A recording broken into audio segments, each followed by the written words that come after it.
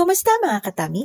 Nabalitaan ko na mayroon daw ditong isang kainan na bukod sa may magandang view, magandang ambience ay masarap pa.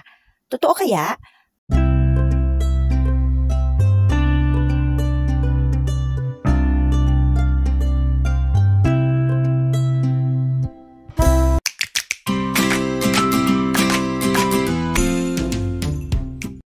Kapag nga dinayo mo ang lugar na ito ay siguraduhin mo lang na kondisyon ng iyong sasakyan kasi pataas ang lugar na ito.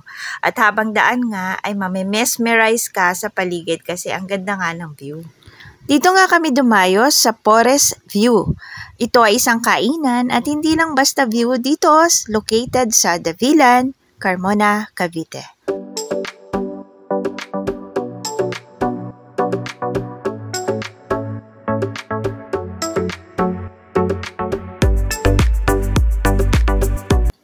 Ito ang kanilang dining area sa itaas. Ito naman ang dining area nila sa ibaba kung saan matatanaw ang mga views. Ito ang kanilang menu, pakipost na lamang.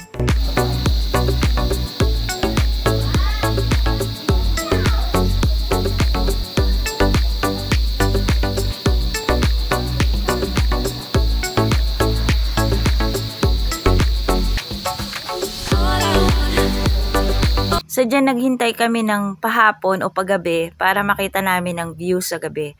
Siya nga pala wala sila ditong supply pa ng kuryente at ang ginagamit nila ay generator.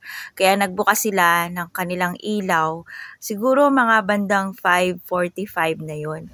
All-time favorite na sisig ang in-order ng mga bata. Hindi siya yung traditional na sisig na magugustuhan ninyo. Ito ay ayon lang sa panlasa ko .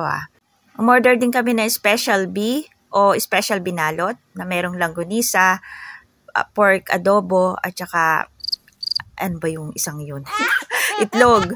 At ito naman ang crispy B na crispy baboy daw, at saka may kamatis at itlog and with sauce. Kumuha din kami ng halo-halo. Ang halo-halo, ang lalaki ng yelo niya. Tapos hindi siya ganun ka-creamy.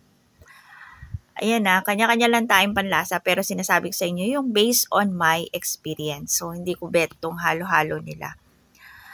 Pero try nyo na rin para ma-discover ninyo kung magugustuhan ninyo. At ito ngang sisig, hindi siya ganun kasarap. Nalalasahan ko dito yung parang maraming luya. And then, ito, medyo masarap ito, itong special bean nila. Itong crispy binalot ay makunat ang baboy. Ngayon, huwag kayong order nitong Java rice nila kasi halos parang puro anis. Hindi nga namin siya naubos, yung kanin ng Java rice kasi sobrang masusuka ka. I'm sorry yun yung totoo. Totoong maganda ang view dito, forest view nga, pero kailangan ng improvement sa pagkain. Siya nga pala pag nag-CR kayo dito ay may bayad ang tubig. Yun lamang at sana'y nakakuha kayo ng tip tungkol sa kainan. Salamat!